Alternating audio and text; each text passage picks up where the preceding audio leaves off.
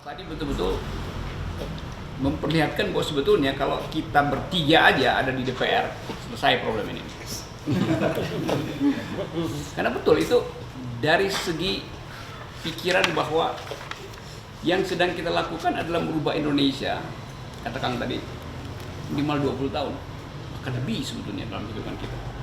Jadi sebetulnya yang dimaksud dengan politik adalah satu upaya investasi peradaban.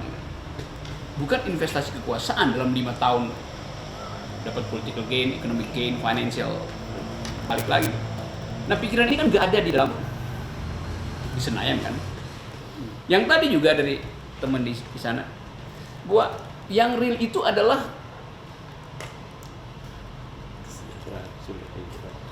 apa namanya, kebutuhan pokok, real. Tapi DPR juga tahu itu real.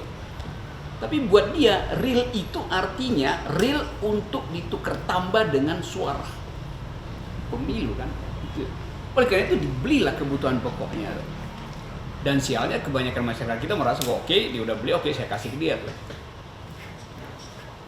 Lalu ada problem tadi. Begitu keadaan memburuk dan janji-janji ekonomi real tidak bisa dipuaskan, maka datang janji ekonomi surga itu. Lalu jadilah teroris. Nah saya katakan tadi bahwa bertiga pun sebetulnya cukup. Dengan kata lain, kalau IQ 3 orang ini ditukar tambah dengan IQ 560 orang di DPR, masih ada kembalian ke Cibedas.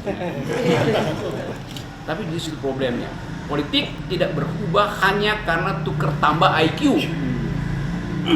Politik adalah melakukan jaringan. Itu intinya. Jadi saya tetap stick bahwa yang kita bicarakan ini adalah upaya untuk saling mengkoneksikan gagasan itu. Tapi gagasan tinggal gagasan kalau tidak didukung oleh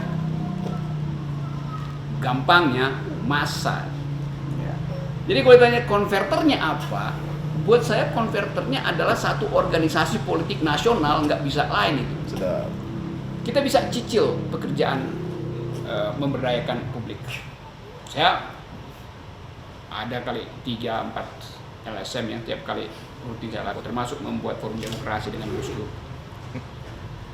Tetapi hitungan kita, kalau kita cicil itu tanpa ada musuh, kita percaya bahwa dalam 20 tahun jadi barang ini. Tapi kita tahu waktu kita mencicil, musuh mencicil lebih besar.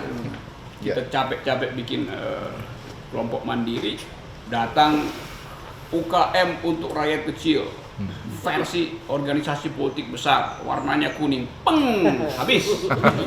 Warnanya harus kuning. Banyak berita itu di sepanjang Pulau Sumatera. Selesai itu, diambil alih aja proyek itu. Wajib. Itu yang sebetulnya dilihat lalu dipermainkan secara politis.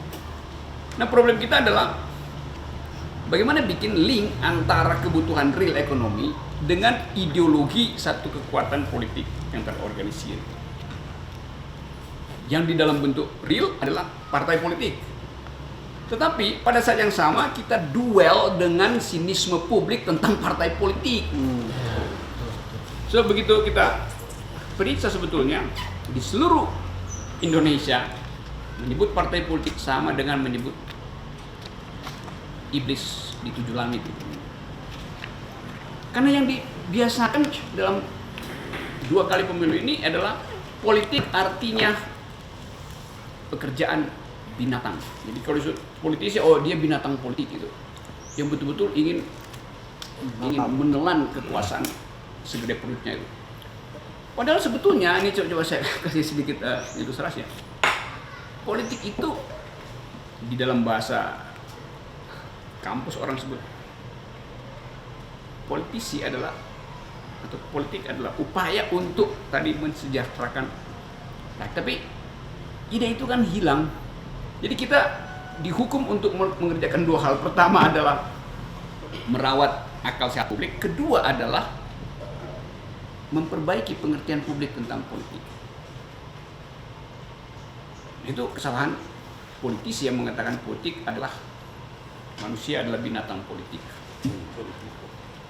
Zoon politikon. Padahal sebenarnya terjemahan zoon politikon atau soios politikos Romawi, zoon politikon Yunani, artinya binatang yang berpolitik gitu, bukan binatang politik. Jadi kata yangnya dihilangkan. Jadi di atas kebinatangan ada politik. Jadi politik di atas sifat-sifat binatang. Ya, bayangkan publik kita pun politisi nggak bisa tahu bahwa politik itu pekerjaan mulia karena itu pekerjaan di atas status kebinatangan. Binatang adalah genus yang dekat dengan manusia, karena itu disebut genus proximum. Yang membedakan binatang dan manusia adalah politik. Maka genus proximumnya adalah binatang, diferensia spesifikannya adalah berpolitik. Dan politik terjemahan paling penting dari politik adalah justice. Kita tidak melakukan politik kalau tidak dalam rangka menempuh justice. Nah, karena itu misalnya awal-awal ya abad 12-13 misalnya di Eropa, politik itu dianggap sebagai the highest of all sciences, ilmu yang tertinggi di antara ilmu-ilmu. Kenapa? Karena tadi dia bekerja untuk mendistribusi keadilan. Itu rumitnya luar biasa, melakukan distribusi keadilan. Nah, kekudusan, kemuliaan, kesakralan, kesolehan dari politik kemudian berubah karena dipraktekkan semata-mata dalam kerakusan binatang. Jadi kita mesti juga lakukan itu perlahan-lahan. Selain kita membangun jaringan ekonomi, tapi juga kita mesti yang menjadi guru, walaupun dengan kesabaran luar biasa. Saya selalu kasih waktu saya tinggal di Sentul Bojongkoneng untuk bicara dengan para presiden. Memang ya gampangnya kalau saya bilang yang ada sebenarnya bukan politisi di negeri ini, tapi peternak politik. Pekerjaannya apa? Beternak politik, beternak pilkada, beternak caleg segala macam. Kan bukan politik semacam itu yang dibayangkan oleh founding fathers yang pintar itu, dan bukan politik semacam ini yang seharusnya dikonsumsi oleh generasi setelah kita. Itulah saya sebut tadi investasi peradaban. Kegagalan kita untuk tadi menjalankan politik di dalam rangka citizenship menghasilkan politik yang violence keras, termasuk teroris lari. Dan pelaku teror bukan sekedar orang miskin. Ambrosi orang datang dari kelas menengah, tanahnya banyak itu. Tapi yang ketangkap di Pamulang betul-betul orang miskin. Kita nggak tahu kelas mana tuh. Dua kelas itu dibuai oleh janji keadilan surgawi. Padahal politik adalah mencari keadilan di sini dan sekarang, bukan nanti dan di sana. Di sana itu urusan orang lah tuh. Kita nggak tahu. Kita ingin agar supaya, kalau saya misalnya bayar pajak pada negara, saya ingin agar supaya pajak itu bisa dipakai untuk menyekolahkan anak SMP tetangga saya. Kan itu yang disebut justice. Nah, kalau pajak itu dipakai orang untuk naik haji misalnya, itu kan pahalanya di akhirat. Kan nggak boleh kita mendahului akhirat. Yang di depan mata. Kan nggak adil jadinya kan. Tapi bayangkan bahwa begitu banyak pajak yang dipakai untuk hal-hal yang tidak bersifat langsung pada kebutuhan. Nah, itu yang kemudian melahirkan sentimen sehingga orang jadi radikal, orang jadi punya pikiran teroristik. Dan fasilitas internet membuat orang mudah sekali bikin bom. Dulu orang bikin bom mesti sekolah kimia, sekarang kan enggak kan. Ada manualnya di internet. Bahkan buat bikin bom yang bisa membakar ruangan ini cukup dengan lihat di dapurnya Cetati ada gula. Oke, gula cukup ya 4 kg gula, terus di cekin korek api segala macam berbandingin 1 banding 4, selesai tuh bom. Jadi bom bisa dibuat dari dapur sekarang, nggak perlu kerja di toko kimia tuh. Kalau buku ini ada yang buat bom nggak? Bom Nah, pikiran. sekarang kita lihat misalnya manual semacam itu dijual di Gramedia. Buku-buku tentang cara membunuh ada di Gramedia. Apalagi kalau Anda ke Solo itu gampang aja kita cari buku bagaimana cara membunuh orang. Jadi kita tidak dapat buku di situ tentang cara misalnya berargumentasi secara rasional. Yang ada adalah buku begituan. Nah, ini kan ada kurikulum undercurrent, kurikulum arus bawah yang sebetulnya saya sebut tadi potensial untuk menjadikan Indonesia ini terbakar dari Sabang sampai Merauke. Nah, saya balik lagi pada ide tadi bahwa kita berkejaran dengan kecepatan konsolidasi mereka yang anti demokrasi, anti negara Pancasila, anti kemajemukan.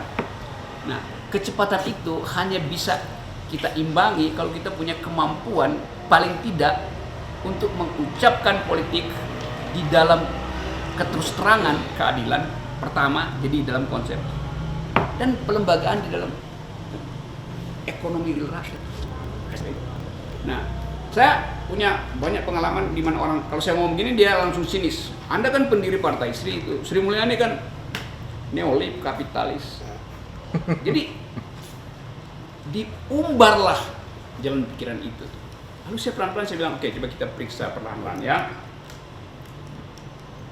Siapa rakyat yang paling miskin di Indonesia? Ya proletar, oke. Proletar. Lalu saya bilang, selama kepemimpinan Menteri Keuangan Sri Mulyani adalah orang pertama yang memaksa departemen untuk membuat anggaran yang berbasis gender. Kalau tidak ada gender responsive budgeting, dia nggak akan keluarkan uang pada departemen kesehatan, pendidikan segala macam. Dan itu kebijakannya. Artinya apa? Artinya anggaran negara harus berakibat langsung pada perempuan. Siapa itu perempuan? Perempuan adalah kelompok paling miskin dari orang miskin. Jadi perempuan adalah proletariat.